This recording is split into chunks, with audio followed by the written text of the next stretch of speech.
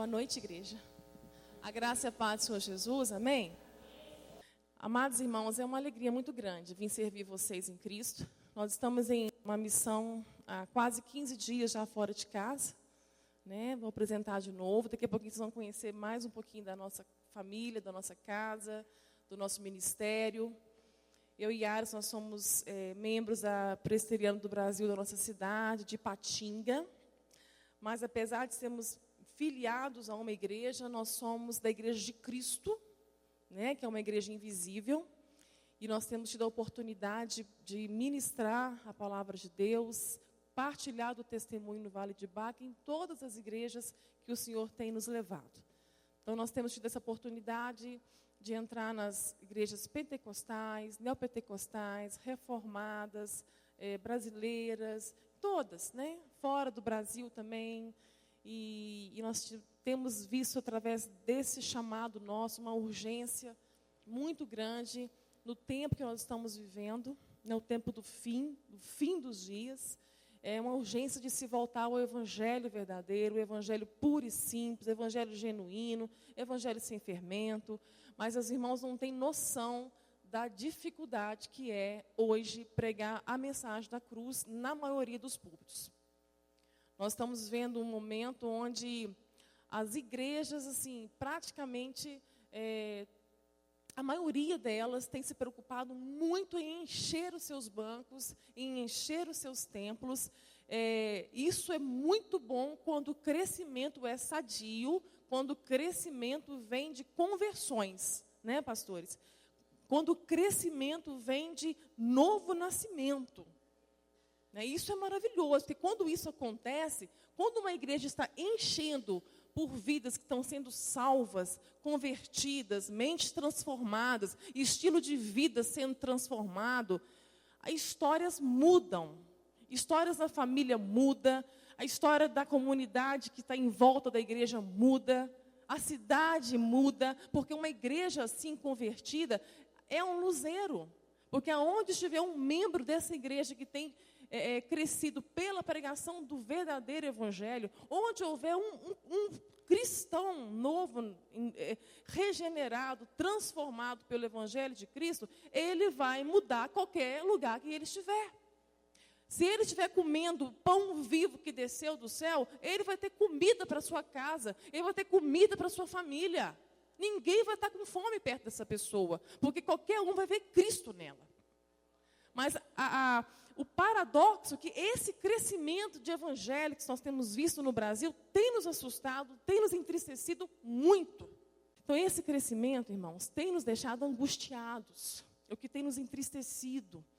É porque o Brasil é o país que mais cresce em número de evangélicos. Vocês sabiam disso? Não dá glória a Deus não, pelo amor de Deus. Deixa eu terminar de falar. E quando eu falo isso, glória a Deus. Não, peraí. Misericórdia nós temos que falar. Porque as igrejas estão inchando de uma forma de pessoas que têm buscado um Deus da sua preferência para servir. Nós somos uma nação que traiu o Pai do nosso Senhor Jesus Cristo. O verdadeiro Deus. O Deus Pai. O Deus eterno. O único Senhor. E esse número enorme de evangélicos estão abarrotando igrejas, não estão buscando o Pai, o Deus eterno, o Deus de Abraão, de Isaac e de Jacó. Não, estão buscando um Deus para a sua preferência, para saciar os seus apetites. Então, agora, eu estou passando muita dificuldade financeira, então agora vamos sacrificar para o Deus da teologia e da prosperidade. Não é assim? Aí a igreja enche. Agora eu estou doente, estou com uma doença grave, vamos procurar agora o Deus da cura. Aí vamos encher a igreja. Amados, deixa eu falar uma coisa para vocês. Nós temos um Deus poderoso, um Deus que prospera, um Deus que cura, o Deus do impossível, o Deus de milagres. Só que há um equívoco. Crentes que estão se relacionando com Deus, pelo aquilo que Ele pode fazer, não estão partilhando da natureza e da identidade de quem Deus é. Quanto mais nos aproximamos de Deus para receber em troca alguma coisa que Ele pode fazer, mais nos afastamos de quem Ele é. e da vida plena e abundante que o seu Filho nos deu naquela cruz. É por isso que a nação está como está. Da mesma forma que a igreja visível dessa nação deu as costas para Deus, para servir outros deuses, Deus então nós estamos sobre o juízo do nosso Deus. E o juízo do nosso Deus para essa nação tem sido a cegueira espiritual. A igreja visível, a maioria, não consegue ver mais a mensagem da cruz. O evangelho de Cristo e Cristo crucificado. O momento é urgente para voltarmos à profecia, que exorta, que consola, que edifica. Nós só podemos ser curados, sarados. Nossas famílias só vão ser restauradas, amados. Casamentos só vão ser restaurados quando a nossa mente for transformada por essa palavra aqui. Isso aqui é água que limpa, que lava, que purifica pecados, que perdoa e que transforma qualquer situação, qualquer vale. Mas deixa eu dizer uma coisa para vocês. Deus não está preocupado em resolver seus problemas. Tá? Porque se você está procurando Deus para resolver os seus problemas, se o seu problema for resolvido, e se você continuar a mesma pessoa que você é, no próximo problema você está buscando Deus de novo, do mesmo jeito. Pagando preço, fazendo campanha, sacrifício, subindo um monte, fazendo jejum. Pode fazer isso tudo. Mas faça isso com a mente transformada. Porque os problemas vão continuar, amados. As tribulações não vão parar. Haverá nas nossas vidas tempos de bonanças e tempos de paz. Tempos de montes e tempos de vales. Deus não quer resolver os seus problemas. Deus vai insistir em ser seu pai para resolver você. Você sendo resolvido, transformado, aí qualquer situação em sua volta, você vai transformar. Na autoridade que você tem em nome de Jesus, na autoridade que o Pai te deu, autoridade de filho, como deu para o filho dele, nos deu também para aqueles que são filhos adotados. E pela misericórdia de Deus, nós somos adotados pelo sacrifício daquela cruz. Então, o privilégio de ser filho é termos autoridade de filho para transformar qualquer situação em minha volta, querido. Para viver em qualquer situação na minha volta. Às vezes Deus não vai transformar a situação. Às vezes as cadeias vão se abrir e Paulo e Silas vão ter que continuar lá dentro. Porque o escape não é a saída para se safar do problema. Muitas vezes o escape, a saída vai ser continuar no problema. Para que o propósito de Deus se cumpra na vida do outro que está em sua volta. Para que o nome do Senhor seja glorificado.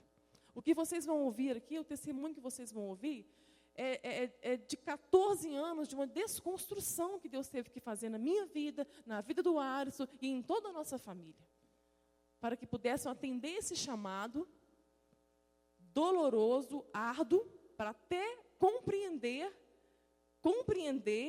e alcançar a cada dia aquilo que o Senhor tem para nós. Que foi a oração mais ousada que houve na palavra de Deus, na Bíblia, de Gênesis a Apocalipse. A oração mais ousada foi do apóstolo Paulo, que está lá em Éfeso 3, quando ele fala que pela igreja, pela família, que chama Deus de Pater, ele se colocou de joelho. E ele pediu ao Senhor, por nós, para que possamos alcançar a plenitude, a largura, o comprimento, a altura e profundidade deste pleno amor de Deus por nós. Porque nós não temos a noção que Deus pode fazer muito mais do que pensamos e imaginamos. O que pensamos e imaginamos que Deus quer nos dar é alcançar a plenitude deste amor. Ele quer que nós experimentemos o amor dele por nós. Porque quando nós conhecermos este amor vai nos libertar. Este amor vai lançar fora todo o medo. E por este amor, nós não vamos trocar nada. Tudo vai ser desprezível para nós. Porque este amor suporta tudo, este amor cura tudo, este amor ama, este amor perdoa, este amor suporta, este amor sofre. É este amor que Ele quer nos fazer conhecer e revelar a nós.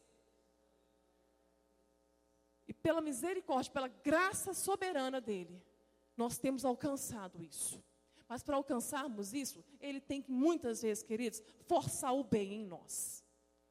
Porque se Deus não forçar o bem em nós, a única coisa que nós sabemos fazer bem feito, a única coisa que nós sabemos fazer sem erro, mas sem pensar duas vezes, é nos afastar dEle. Isso aí a gente sabe fazer muito bem. Nós somos esse homem miserável lá de Romanos 7. Que o bem que eu quero fazer, eu não faço. Eu tenho querer, mas eu não consigo. Eu não consigo. Então, enquanto a minha mente não for renovada, transformada, eu nunca vou experimentar a vontade de Deus para a minha vida. Para viver essa vida eterna agora. Viver um tempo de cura agora. Uma igreja sarada agora. Uma família restaurada, sarada, curada agora. Só se nós estivermos em Cristo. Enquanto Cristo não for tudo na sua vida, nada vai te satisfazer. Nada. Aí você vai criar um Deus todo mês. Todo mês você vai ter que dar um Deus para o seu ventre. Porque é um Deus que se chama Deus do ventre, que tem fome. Muita fome. E você vai cada vez mais buscando um Deus para saciar os seus apetites, os seus anseios, os seus desejos, os seus sonhos, os seus projetos. Tudo vai girar em torno de você. Tudo vai girar em torno de você. Enquanto a sua esperança, enquanto os seus planos, enquanto a sua alegria, a sua felicidade, a sua segurança não estiver totalmente em Deus, todo mês você vai arrumar um Deus para servir. Todo mês você vai criar um ídolo no seu coração para adorar. Deixa eu te explicar isso melhor. Idolatria. Ido vem de ídolo. Latria está no latim culto. Culto ao ídolo. O que aconteceu com Adão lá no jardim do Éden foi a essência da idolatria, que é a desobediência. Deus deu tudo a Adão. Quando Deus criou o homem, Ele já criou o homem para ter um relacionamento pleno e inteiro com Ele. Longe de necessidade. Nunca seria de necessidade.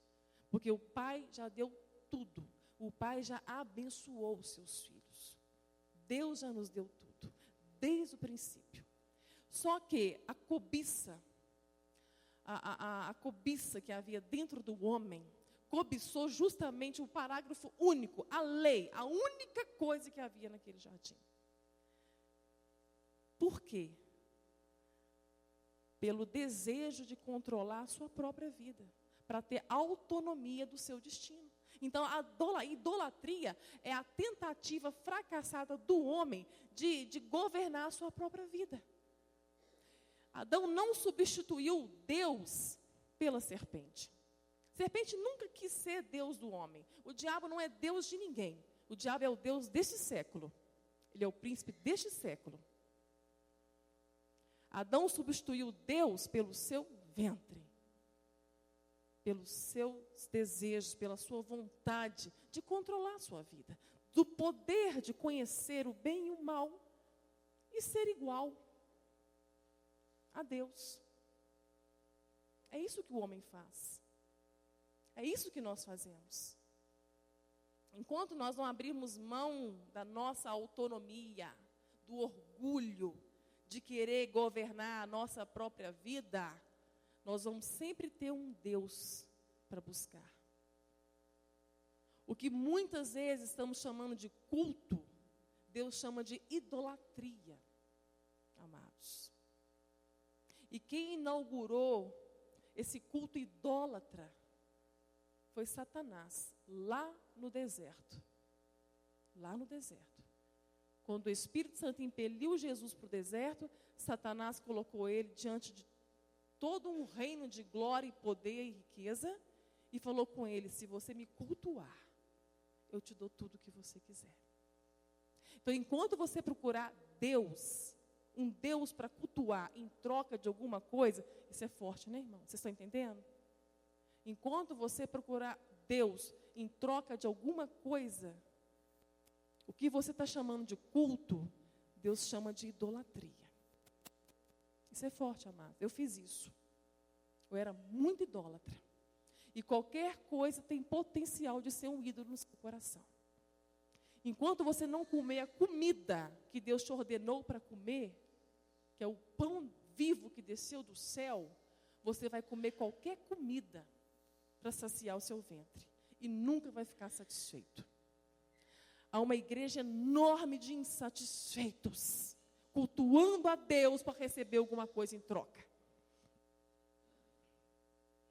Deus vai insistir em transformar você em filho, no caráter de Cristo Jesus. Porque o preço foi alto, amado. Se você é filho e não é bastardo, então você aguenta o tranco, porque os vales, as tribulações, as perdas, tudo que vier vai cooperar para o único bem, de Jesus ser formado em você. O caráter de Cristo ser formado em você. Para Deus só isso importa, porque Deus está formando uma família para morar com Ele eternamente. E só vai subir filho. Só vai subir gente que parece e tem a imagem e semelhança de Cristo. É isso que Deus está preparando. Antes da fundação, o plano de Deus. Porque Deus não é Deus de indivíduo. Deus não se importa com a sua individualidade. Deus é Deus de família. Ele deu o seu único filho, unigênito filho, para ser primogênito de uma família de muitos filhos. Onde o nosso irmão mais velho teria muitos irmãos. Nós somos uma família de muitos irmãos. Enquanto estivermos aqui, amados, Deus vai nos levar para os vales, para as altas chamas, para purificar, para incendiar por dentro, até que o caráter de Cristo seja forjado em nós.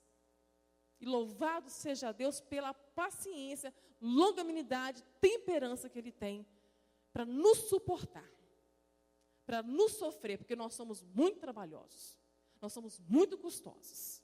Somos vasos estragados que quebra, aí o oleiro vai, põe de novo na roda e amassa, e faz aquele trabalho todo do oleiro, faz o vaso, põe o vaso no fogo, o vaso reclama do fogo, paf, o vaso estoura. Aí o oleiro vai lá apanhar, ainda bem que é barro, porque barro aceita água. E o barro, quando vem a água, ele desmancha. E o oleiro vai e faz de novo. É assim que nós somos, amados. Então, que neste culto, alguma coisa venha acontecer dentro da sua mente e venha destruir fortalezas. Porque a nossa maior guerra, amado, não é com o diabo. O diabo só tem a força que você dá para ele. A sua maior guerra é com você. Então, peço ao Senhor, Senhor, liberta-me de mim mesmo. Liberta-me de mim mesmo, para que eu possa, Senhor, te seguir, deixando tudo para trás, morrer mesmo, renunciar, deixar meu orgulho, a minha autonomia, de querer controlar a minha vida, de querer te ensinar a ser Deus da minha vida, de querer planejar os meus planos e dar para o Senhor assinar embaixo. Querido, o que não começa em Deus, não termina em Deus. Não insista. Pode até parecer ser certo, pode até parecer ser um bom negócio, mas se for fora do tempo, do projeto e da vontade de Deus, é pecado. Então, pecado, como a gente entende pecado, a gente acha que pecado é o adultério, pornografia, é a masturbação, é a mentira, é o orgulho, é a inveja, é a cobiça, é a contenda, é o bem que eu tenho que fazer e não faço. Tudo isso é pecado. Mas vamos mais fundo. Transformar pedra em pão era lícito. Mas seria pecado se o filho fizesse isso. Então, o que é pecado, queridos? É fazer qualquer coisa fora do tempo, da vontade, do centro da vontade de Deus. Amém? Então, vai engolir essa comida. Depois vocês vão digerindo, rumina, depois vocês comem de novo, amém? Vou soltar o testemunho, porque esse foi o trabalho. Tá.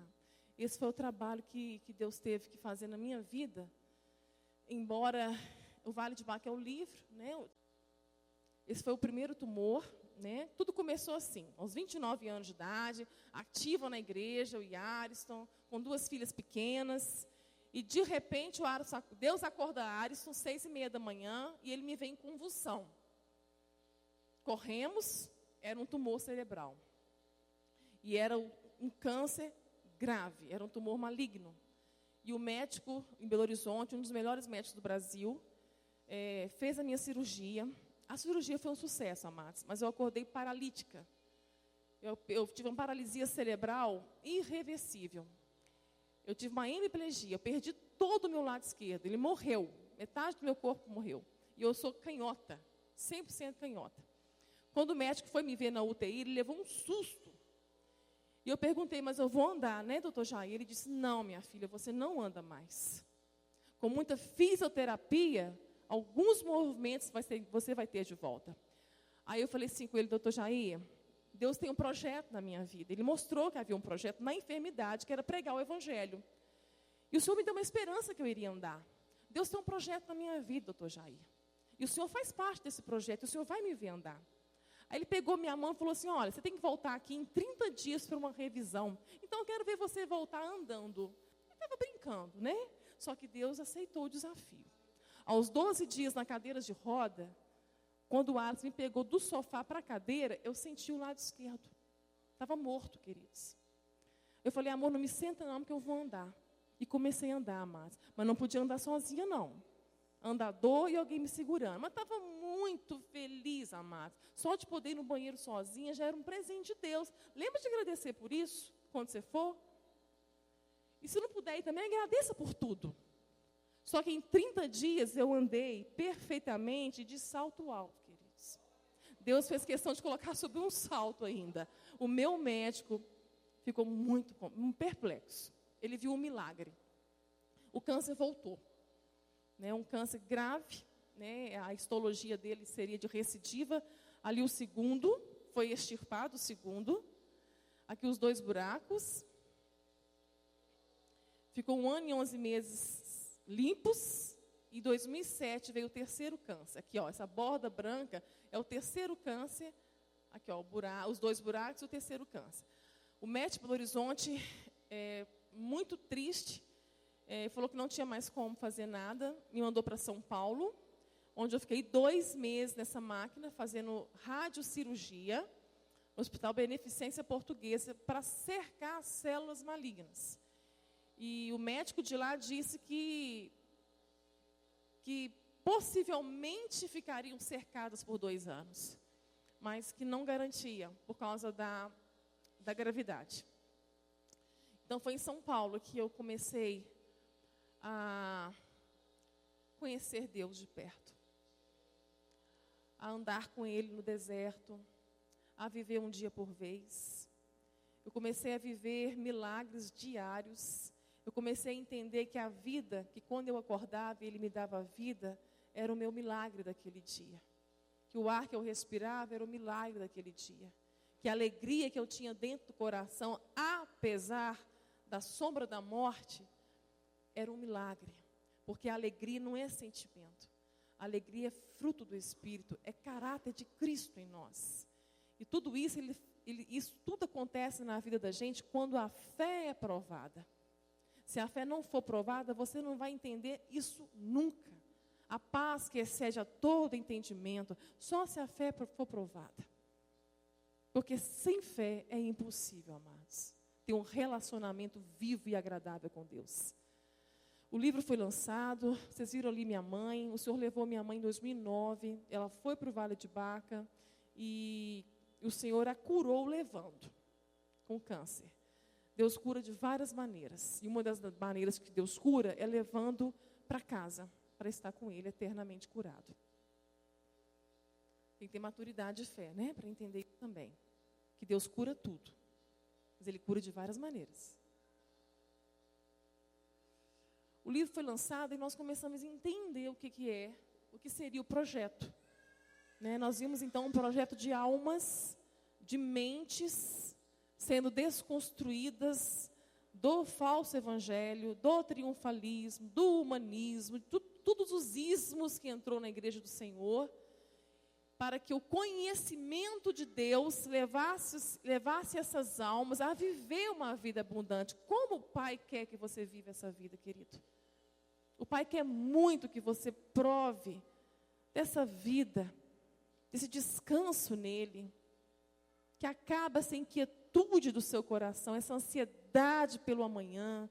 Deus quer curar você, amado. Quer curar você. Meu papai passou ali, somos meus irmãos, somos todos de Ipatinga, Minas Gerais. Essa é a nossa família. As minhas crianças estavam assim, não veria minhas crianças crescerem. Vi Luana casar, vi a primogênita casar, amados. Vou ver Sara fazer 18 anos agora em julho.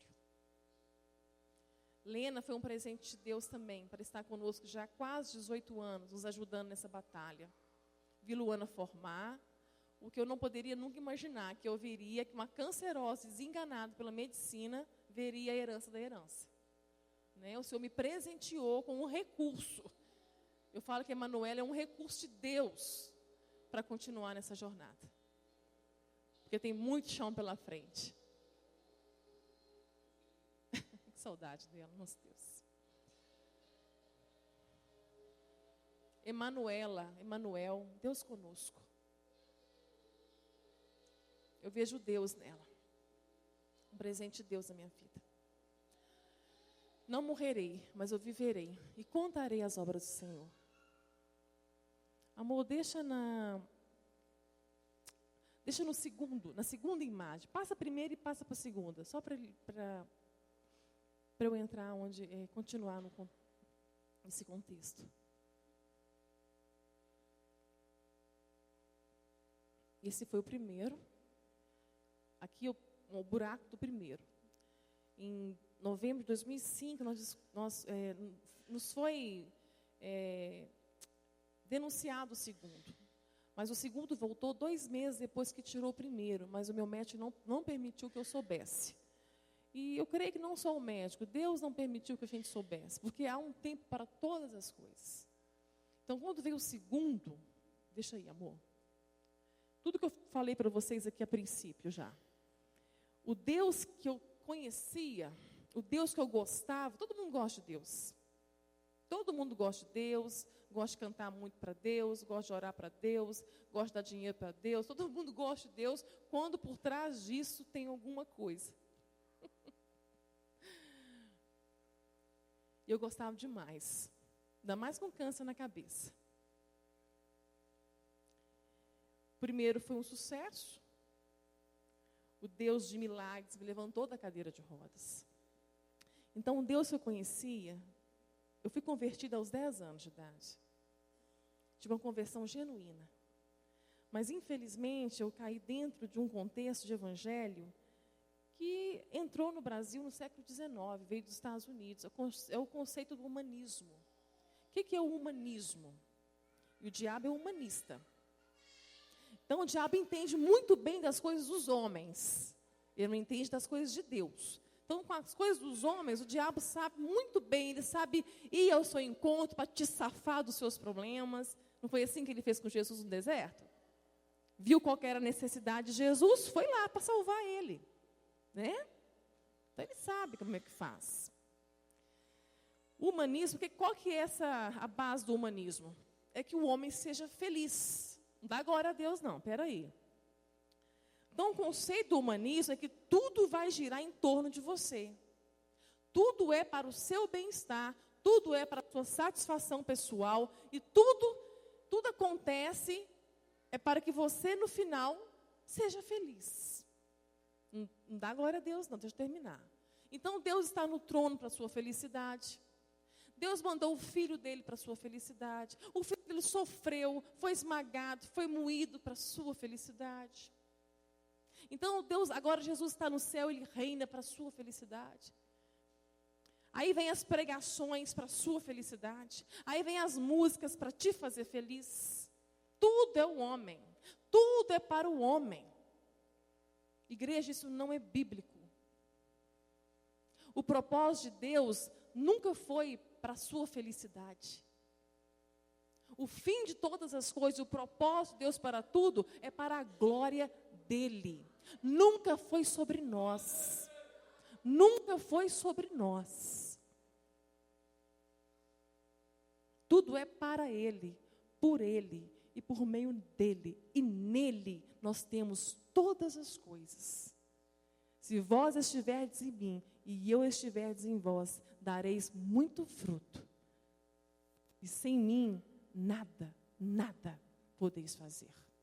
Então não adianta você cantar muito para Deus, rezar muito para Deus, fazer muito jejum para Deus, sacrificar muito para Deus, porque não é esse Deus o Pai do nosso Senhor Jesus Cristo.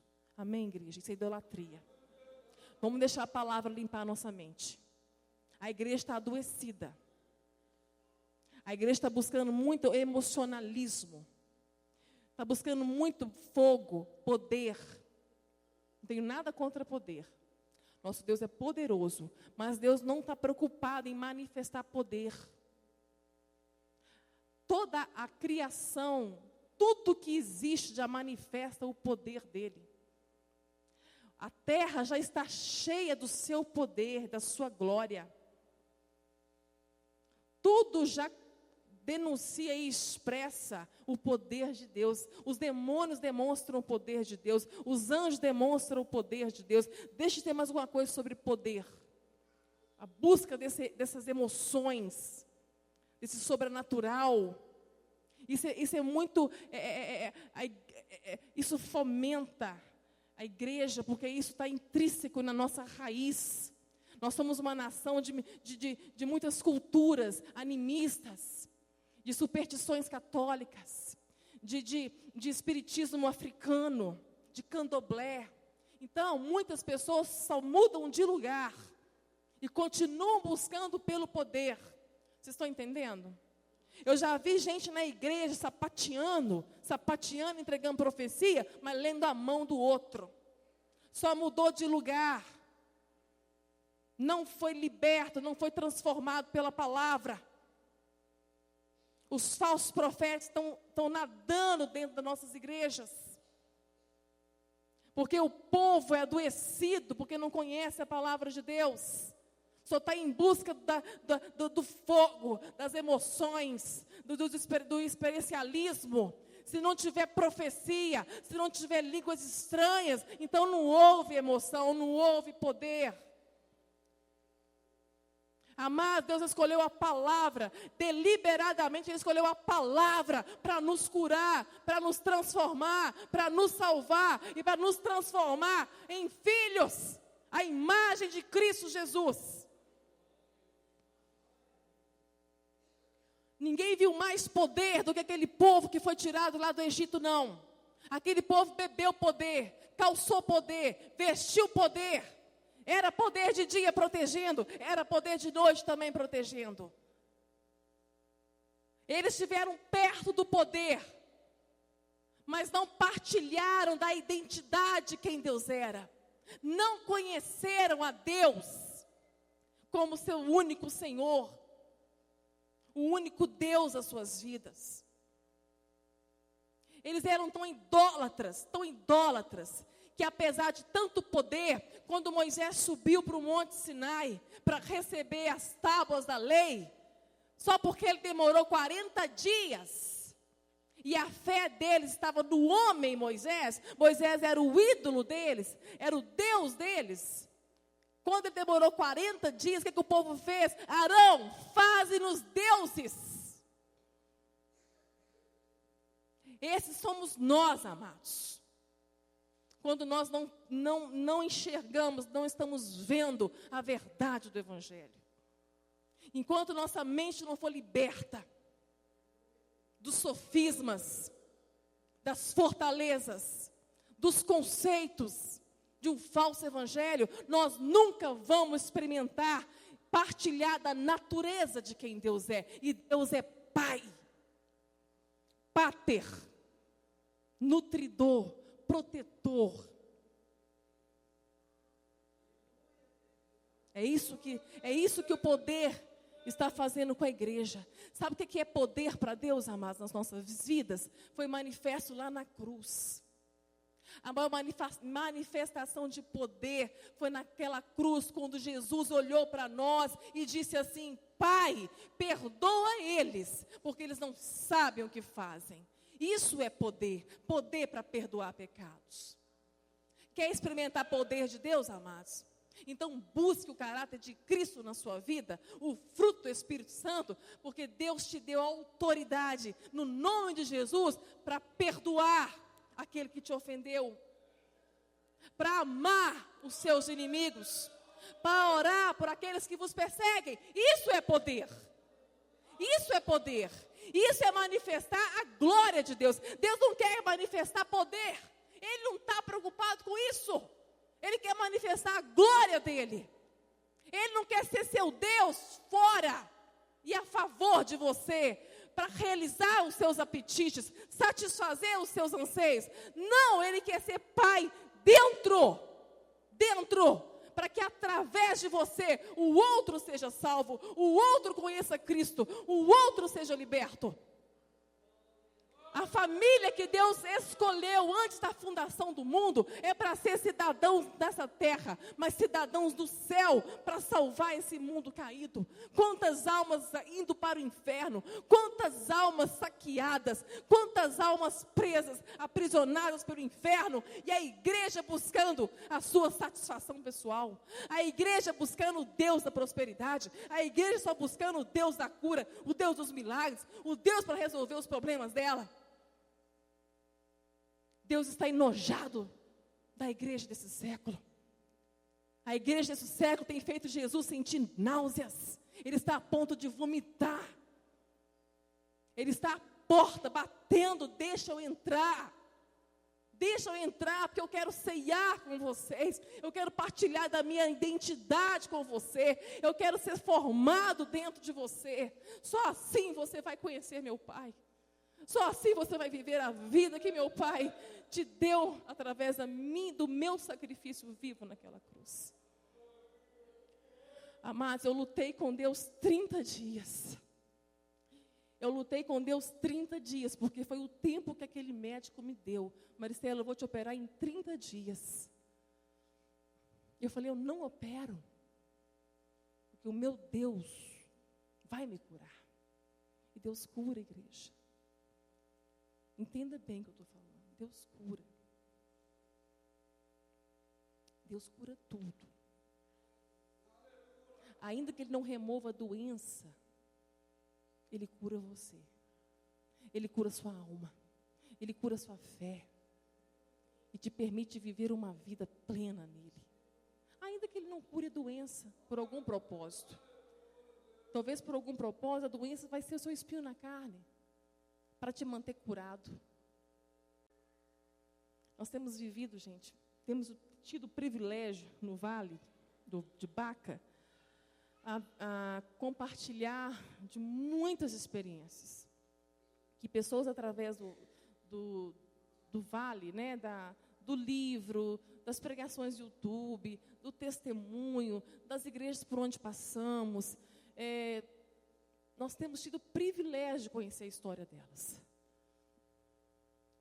Então, algumas vezes, nós temos aprendido realmente aquilo que está na palavra. Que muitas vezes Deus tem que forçar realmente o bem em nós, porque nós somos maus.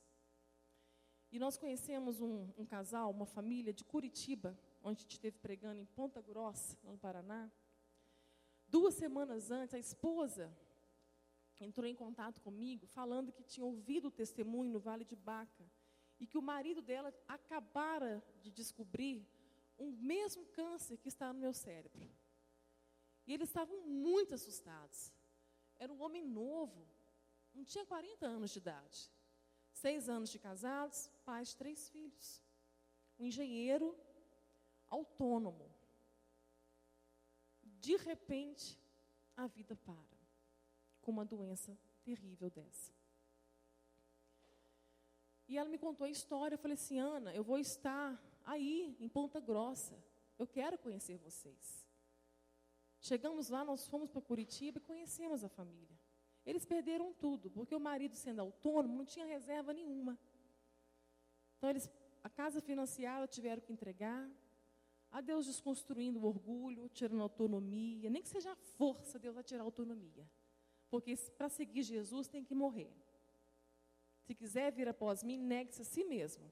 Não tem que fazer igual Adão, não. Espiar, a cobiçar, ser dono da sua própria vida.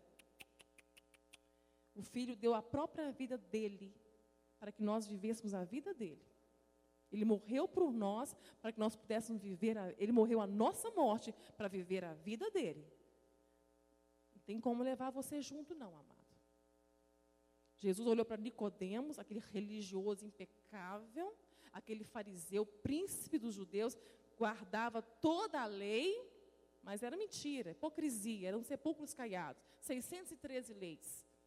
O maior embate de Jesus foi os religiosos. E o maior embate de Jesus hoje é a religiosidade, que nos impede de chegar perto de Deus, de estarmos próximos dele. Porque nós continuamos os nossos pecados, nos enchemos de religiosidade. E fingimos que está tudo bem. E continuamos servindo a Deus. Pregamos, cantamos, damos aula, tocamos, frequentamos cultos, cheios de religiosidade. Nicodemos chegou assim para Jesus, elogiando Jesus ainda. Jesus olhou para ele e falou assim: Nicodemos, não dá para aproveitar nada. Vai ter que nascer de novo. É isso, amados. É necessário nascer de novo. Nascer da água. A água é a palavra, que vai limpar a sua mente. Vai desconstruir essas fortalezas que nos ensinaram a servir a um Deus que não é o Pai. Então, quando eu cheguei perto do Jorge, conversando com ele, eu falei assim: olha, Jorge, eu não sei quanto a você, mas Deus, através do câncer, Ele me curou. A minha alma está curada, a minha fé está curada. Ele falou assim: Maricela, eu entendo o que você está falando, porque esse câncer, Deus, através desse câncer, também está me curando. Porque eu era um homem que só pensava em dinheiro. Construir um patrimônio pensando na família, mas não, satisfação própria. A gente finge que está preocupado com os filhos. Nós mesmos sabotamos. Porque o que os filhos mais querem não é o patrimônio que você está construindo para eles. O que eles mais querem é você, pai. É você, mãe. Sentada à mesa com ele, nem que seja uma vez ao dia, para ouvi-lo, para olhá-lo nos olhos. Não, mas você não tem tempo, tem que trabalhar para ganhar dinheiro, para dar um futuro para ele. Mas e o presente dele? Como é que está o dia a dia dele? Teu filho precisa de você. Não é de pastor, não é de igreja, é de pai e de mãe. Quando nossos filhos crescem e saem da igreja, não é por causa da igreja, não. É por causa dos pais. Por causa da incoerência dos pais. Me permita falar isso. Mas ainda dá tempo. Ainda dá tempo, queridos. Ainda dá tempo que nossos filhos voltem como aquele filho pródigo. E o perdão cura. Peça perdão para os teus filhos. Peça perdão para a tua esposa. Hoje, Jorge está curado da alma dele, da mente dele. Há um câncer no cérebro. Jorge foi semana retrasada, pela primeira vez ver a Teodora apresentar na escola. Doloroso na igreja. Para o que você está fazendo. Arruma a mesa da sua casa, mulher. Coloque os pratos, ou coloque as xícaras. Senta com a família à mesa, tira o celular da mão deles. Eu dou muita palestra para adolescentes nas escolas. Eu pergunto: quem come à mesa com o papai, com a mamãe, com a vovó, com o vovô, com a titia? 10 levantam a mão no meio de 400. Os outros 390 estão lá na frente da televisão, do computador, com o celular na mão. Uma geração perdida. Uma geração muito diferente daquela que João escreveu: jovens, eu vos escrevi porque sois fortes. pois tem vencido o maligno pela palavra que há em vós. Hoje não. Uma geração que tem sido vencida pelo maligno porque falta palavra na vida deles. E sabe como que nossos filhos vão conhecer a palavra? Eles não precisam ler Bíblia, não. Eles precisam ler a Bíblia em você.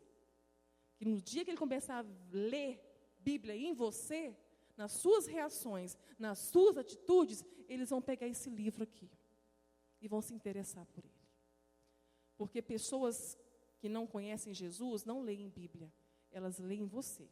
O mundo não lê Bíblia, querido. Então, come essa comida, porque o erro de Adão foi esse. Qual foi a ordem que Deus deu a Adão lá no jardim, igreja? Qual foi a ordem? Pode falar, qual foi a ordem? Oi? Não comer o fruto. Não é isso? Não comer o fruto. É isso que está na mente da gente, não é? Na minha também. Mas olha, olha a revelação que está aí. Abra a sua... Pode acender a luz, por favor? Onde acende? Abra a palavra em Gênesis. Abra aí Gênesis 2. Vamos ver que ordem que Deus deu a Adão quando colocou o homem lá no jardim. Olha o problema, olha onde está o nosso pecado, olha onde está a raiz de tudo na nossa vida que dá errado, que nos leva a uma vida medíocre. Olha aqui, igreja, desde o princípio, amados. Olha que Pai maravilhoso que nós temos, igreja. Gênesis 2, versículo 15. E tomou o Senhor Deus o homem e o pôs no jardim do Éden para o lavrar e o guardar. E ordenou o Senhor Deus ao homem, dizendo, qual foi a ordem, igreja? Mas não era não comer? Lê de novo aí. Qual foi a ordem? A ordem é coma. Coma. Enche a barriga. Se satisfaça daquilo que eu te dei. Não fique com fome. Porque com fome foi o que fez, a fome que foi que fez Adão pecar. E trazer a condenação sobre o mundo. Queridos, é por falta de comida, do pão vivo que desceu do céu, é que o nosso casamento muitas vezes está à míngua, que os nossos filhos estão à míngua, que as nossas igrejas estão à míngua, que a sociedade está à míngua, porque falta comida. E a comida foi posta, o banquete foi colocado, e nós não temos ido comer. Que quem comer do pão vivo que desceu do céu, jamais terá fome. E quem não tem fome, porque está saciado em Deus, até o favo de mel ele pisa, ele despreza. Provérbios 27, 7 vai dizer, aquele que está farto, aquele cuja alma está saciada, aquele cujo está saciado, até o mel despreza. Mas aquele que está com fome, até o amargo é doce. É por isso que a igreja aceita qualquer evangelho. É por isso que a igreja aceita de braços abertos quando o pregador grita, o seu milagre vai chegar, Deus vai realizar os seus sonhos, Deus vai realizar os seus projetos, é só você orar mais, é só você jejuar mais, é só você sacrificar mais, que Ele vai te dar, faça mais, faça isso, não faça aquilo, não toque isso, não proves isso. Fazendo isso, você não cumpre a lei. Fazendo isso, você não agrada a Deus. Você pode orar, ore. Nós temos que orar. Há poder na oração. A oração nos liberta da ansiedade. A oração nos faz conhecer a vontade de Deus para a nossa vida. A oração nos faz estar próximos de Deus. Faz Deus estar dentro de nós. Mas antes de orar, peça uma coisa ao Senhor. De tudo que os apóstolos viram Jesus fazendo, curando, transformando, pão e peixe multiplicando, ressuscitando mortos, expulsando demônios, de tudo que eles viram, eles só pediram uma coisa, o segredo: ensina-nos a orar. Antes de orar, peça ao Senhor: Senhor, me ensine a orar. Porque, o que o Senhor fala? Oreis e não recebeis, porque pedis mal, para gastar com seus próprios deleites, para saciar a sua fome, o seu Deus. Filipenses 3,19 revela que há um Deus que nos leva à perdição, é o Deus do ventre. É você, com fome, que não come do pão vivo que desceu do céu. Que isso venha libertar a sua mente, querido. Deus te deu tudo. Coma de tudo livremente. Não há falta de nada em Deus, amados. Nós temos um Deus do antes, queridos. Um Deus que sabe antes que vem a escassez. Sabe antes da crise. Nada surpreende esse Deus. Um Deus que sabe antes. 30 dias, eu falei, Senhor, o Senhor tem 30 dias para me curar. Então, o que eu fiz para convencer Deus, o Deus do poder? Então, eu cantei muito para Ele. Eu chorei muito. Eu orei muito. Eu jejuei muito. Eu fiz muita coisa para Deus em 30 dias. Fui uma esposa excelente. Fui uma mãe excelente. Fui uma serva excelente. Eu fui tudo 100% em 30 dias. Para que no final, o Deus da cura me curasse.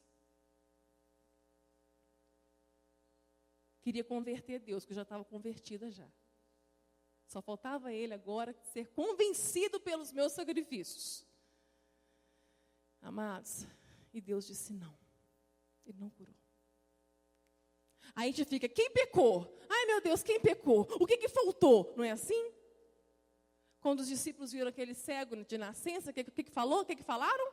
Quem pecou? O pai ou a mãe? O que Jesus respondeu? Nenhum nem outro. É para a minha glória que ele nasceu assim. Tudo é para a glória de Deus, amados. Há doenças que a origem é de pecado? Há. Se tem uma coisa que Deus é contra nós, amados, é o pecado não confessado. Deus não é contra o pecado, o pecador arrependido. Mas o pecador não confesso, o pecado oculto, e isso coloca Deus contra nós.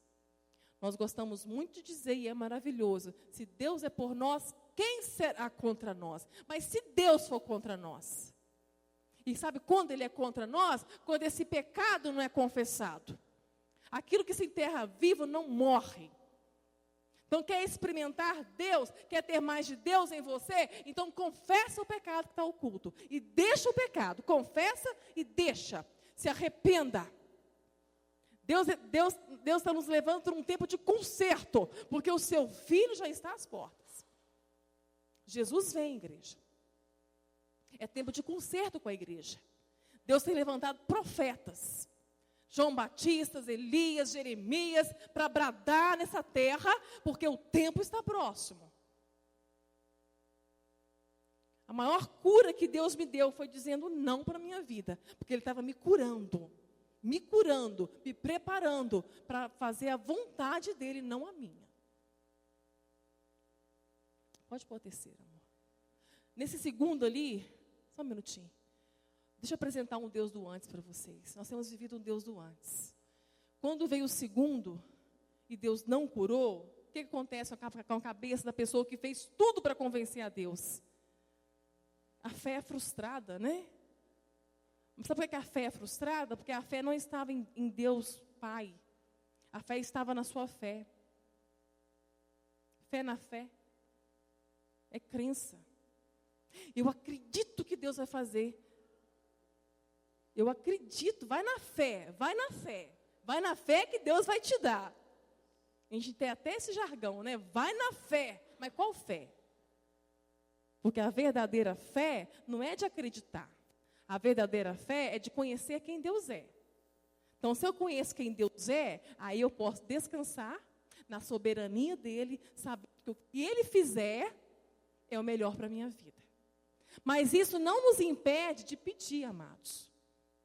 Pedir o Senhor para curar, de unir a igreja em oração, em busca da cura. Sabe por quê, amados? Porque muitas coisas Deus quer liberar para a gente é através do comprometimento do corpo, da oração, da intercessão, porque é uma forma de Deus forçar o irmão a orar pelo outro. Então, muitas coisas Deus não vai te abençoar se você não pedir que o irmão interceda por você. Até isso Deus tem que fazer em nós, Reni. Nós somos egoístas. Queremos fazer por nós mesmos? Não, queridos. Somos corpo. Tudo que eu passei, eu e As levamos para a igreja. Igreja ora por nós, está aqui o câncer. Igreja ore por nós, estamos com medo. Igreja ore por nós, nós vamos desfalecer. Estamos desesperados. E a igreja foi para o deserto com a gente. Jejuou com a gente, orou com a gente, lutou com a gente. Por isso que eu estou aqui. É por isso que eu estou de pé. Porque é um corpo que nos sustenta. Ninguém é cristão sozinho. Ninguém é igreja sozinho. Ninguém vai para o céu sozinho. Amém, igreja?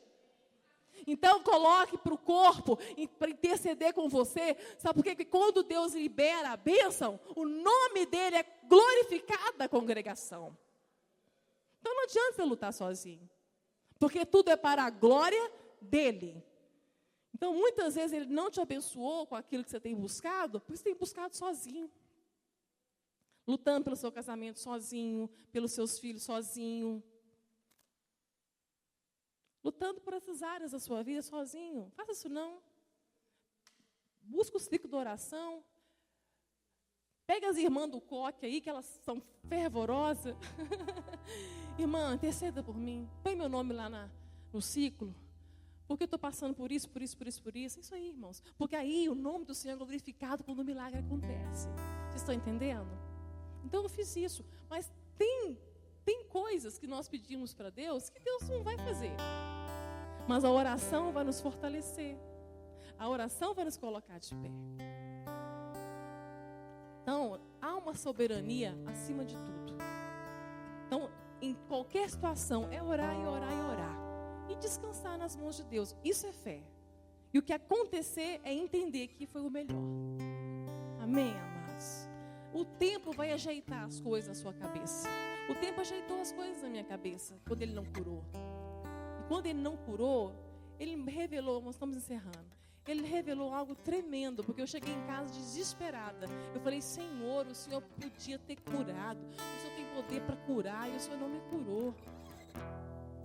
Então há um projeto ainda acontecendo na enfermidade, meu Deus.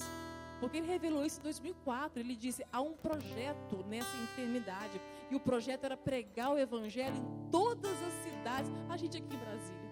Isso foi em 2004, amados. Nós temos rodado o Brasil todo. Os planos do Senhor não são frustrados. O Deus do antes já planejou tudo antes na sua vida. Ele sabe antes. Deixa Ele conduzir a sua vida. Para de querer a autonomia da sua vida. Você não sabe administrar a sua vida sozinho. Você não pode. Você não está autorizado por isso, para fazer isso.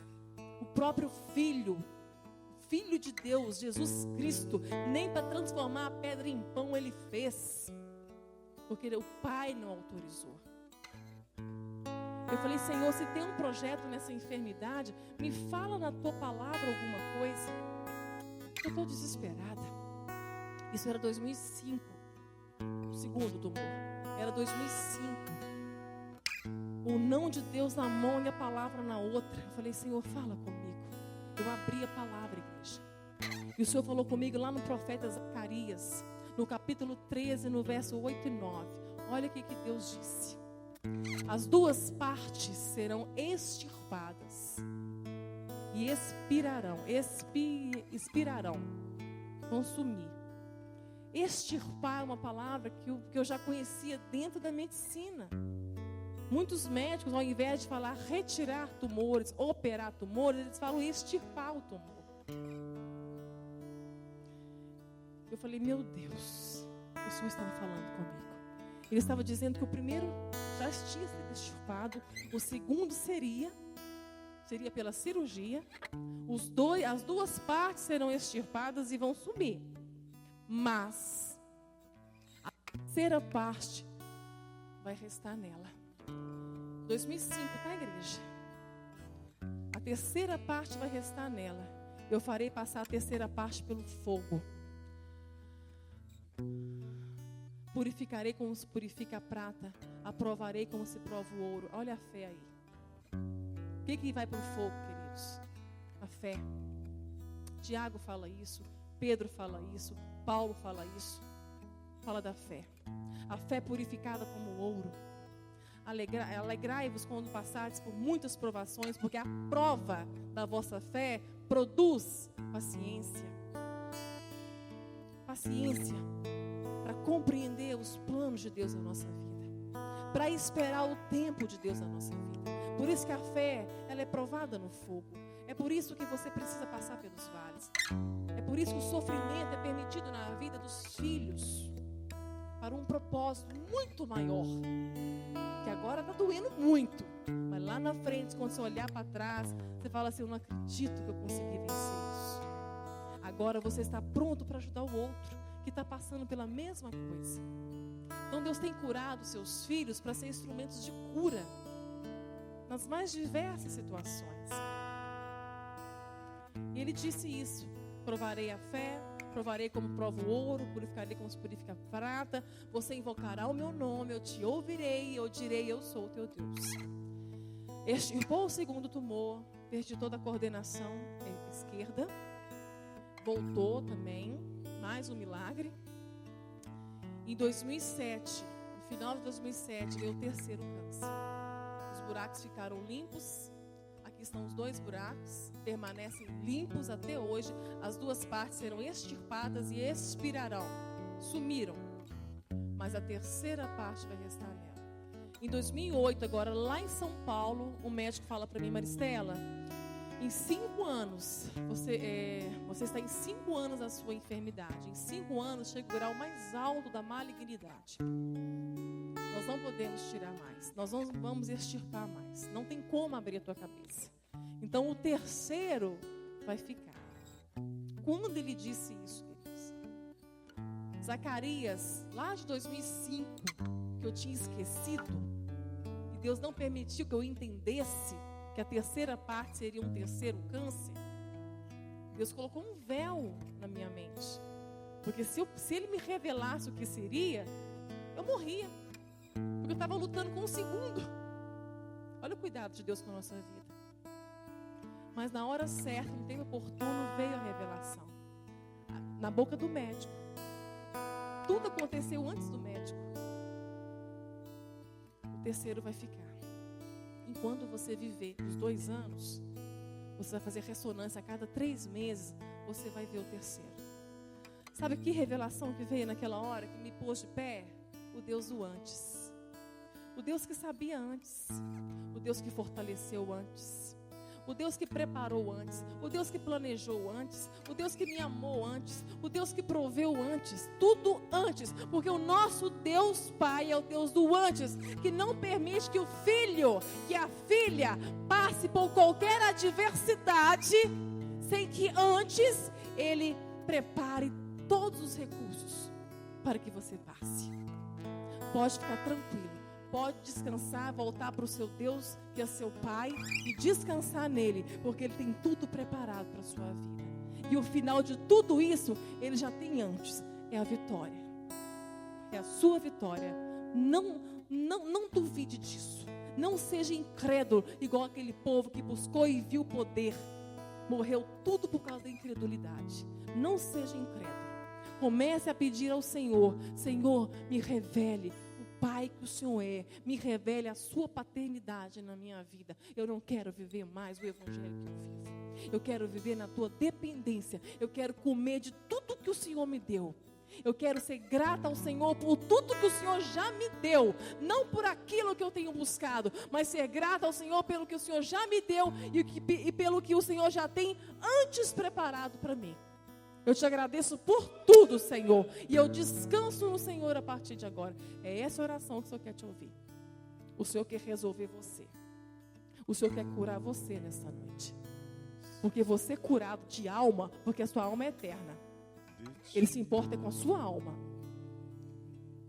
Você curado de alma, curado de fé, se Ele quiser e estiver no propósito dEle, Ele cura seu câncer físico.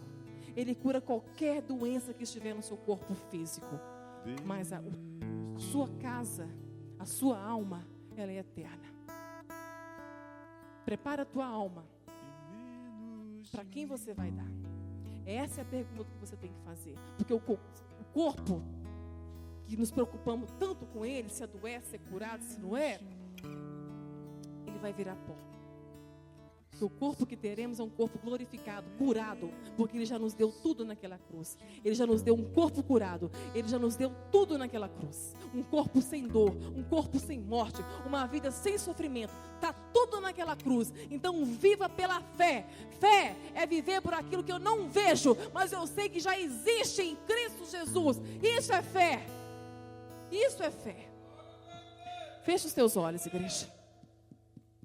Fecha os teus olhos. Comece a orar ao Senhor. Comece a orar diferente. Peça ao Senhor para revelar o teu coração, tirar a vida dos teus olhos, para que você veja com fé. Veja com fé os teus filhos curados. Veja com fé o teu casamento curado. Veja com fé a tua família sarada. Comece a pedir a Deus agora a fé que muda tudo, a fé que transforma tudo, a verdadeira fé. A fé que faz você conhecer Deus como Pai. A fé que te ensina a caminhar no caminho que você deve andar. A fé que te leva a comer o pão que você deve comer, a comida que você deve comer. Peça ao Senhor fé. Fé. A única coisa que você não pode perder, querido. Você pode perder tudo, mas a única coisa que você não pode perder é fé. É fé. Que o fim da nossa fé é para a nossa salvação. É para a salvação da sua vida. Peça a Deus fé. Fala com o Senhor: Pai, cura a minha fé. Abra os meus olhos para que eu possa ver ao longe e com discernimento todas as coisas que o Senhor já fez antes, que já está pronto antes para a minha vida e para a minha família, Senhor. Que eu possa viver com fé a partir de agora, meu Deus. Que eu não precise tocar para crer, mas que eu possa ser curado a andar pelo invisível, a andar por aquilo que eu não vejo, sabendo que o Deus do antes já tem tudo pronto. Amados, descanse nisso. Isso cura a ansiedade. A verdadeira fé cura o medo. A verdadeira fé cura a ansiedade. Cura tudo. A fé cura tudo, amados. Cura tudo. Menos de nós. Menos de nós. Mais de ti, Senhor. Mais de ti. Quem sabe louvar, adorar o Senhor com essa música, abre os teus lábios. Ore ao Senhor essa canção. Que eu me constranja com a sua glória. Oh Deus, manifesta a tua glória, Jesus. Com todo o seu amor. Oh Deus, revela o teu amor. Humildade. Nos liberta, Senhor. Servos de todos. Nos liberta, Senhor. Irmãos. Cura a tua igreja, Pai. Que ele cresça. Cura o teu povo. Que eu diminua. Que o mundo não me veja mais. Que o mundo veja Cristo na minha vida. Que eu me constranja. Nos constranja, Senhor. Traga tristeza ao nosso coração, Pai. A tristeza segundo o teu coração, que traz arrependimento, ó Pai. Essa é noite de arrependimento, Senhor. Essa é uma noite de cura. É uma noite de libertação nesta casa, Senhor. Há um propósito, Senhor, para cada vida que o Senhor trouxe aqui, Senhor. Vai curando o teu povo. Vai libertando, ó Pai, dos sofismas. Vai libertando, ó Pai, do engano, do falso evangelho. Vai libertando, Senhor, as mentes, ó Pai, que estão aqui. Que essas mentes saiam transformadas. Ó Pai, que os meus irmãos não saiam daqui como entraram. Em nome de Jesus, liberta da religiosidade, dessa maldita religiosidade. Que nós possamos viver o verdadeiro evangelho, que nos leva a um relacionamento de intimidade e não de servidão, mas de servir em amor, de servir em amor, e de amar, de amar e de amar até o fim, porque se eu amar, eu cumpri a lei. Essa é a lei, amar o Senhor de todo o coração, de toda a nossa alma, com toda a nossa força, porque foi assim que o Senhor nos amou. É com este amor que o Senhor nos amou, é com este amor que nós queremos te amar, Senhor, e amar também o nosso próximo, porque o Senhor nos deu um novo mandamento, que nós nos amemos como o Senhor nos amou. E o Senhor nos amou sofrendo dano, o Senhor nos amou virando a outra face, o Senhor nos amou sendo humilhado, o Senhor nos amou nos perdoando, o Senhor nos amou em tempo todo, o Senhor nos ama, Senhor. O teu amor nos constrange, nada que fazemos ou deixamos de fazer nos separa do teu amor. Mas não permita, Pai, que nós sejamos pecadores não confessos, meu Deus. Não queremos ser privados da tua graça, Senhor. Liberta o teu povo, traga arrependimento, ó Pai, para que pecados sejam confessados, para que perdão seja liberados, para que curas sejam liberadas, para que chuva seja derramada nessa casa, chuva de bênçãos seja derramada nesses vales que estão secos, meu Deus. Ó Pai, te entregamos as nossas vidas. Cura, Senhor, cura a nossa fome, Senhor, sacia a nossa alma, Pai, e que o teu nome seja glorificado nas nossas vidas, nas nossas casas, nos nossos casamentos, nos nossos ministérios, nos nossos filhos, em nome de Jesus. Amém. Glória a Deus. Aleluia. Amém, igreja? Glória a Deus. Irmãos, para quem quiser continuar ouvindo Deus através desse vale, desse projeto, adquira o livro, fique à vontade, tá? Um livro é uma oferta de R$20. Se você por algum motivo não gosta de ler, por algum motivo está impossibilitado de ler, ou gosta de ler, mas se quiser ouvir o livro de graça, ele está no YouTube, tá? São 4 horas do livro, você colocar o fonezinho no ouvido e ouvir Deus falar com você, tá? Ele vai te levar para o vale, ele vai tratar com você, vai continuar essa obra que ele começou, ele vai aperfeiçoar até o fim, até Cristo, tá? Até que Cristo seja formado em você. O Pai não vai baixar esse padrão na sua vida, amém? Ele quer que a sua esposa veja Cristo na sua vida, marido. Ele quer, esposa, que o seu marido veja Cristo na sua vida, que os teus filhos vejam Cristo em você, que você veja Cristo nos teus filhos. Esse é o amor do Pai pela nossa família. Então, continue ouvindo a voz do Senhor através dessa história. Tá? Você vai lá no YouTube, coloca Maristela no Vale de Baca. Só isso. Aí você vai ver o canal, você vai acessar o canal, tem quase 200 pregações lá e tem um livro, esse aqui, a 3ª edição, 8ª tiragem. Tá? É só você acessar lá. Se você quiser o livro físico para presentear, tem muitos católicos, espíritas, ateus, evangélicos, sendo curados. A fé curando a mente deles. Tá bom? É um livro para evangelizar qualquer pessoa. Deus abençoe. Amém, pastor?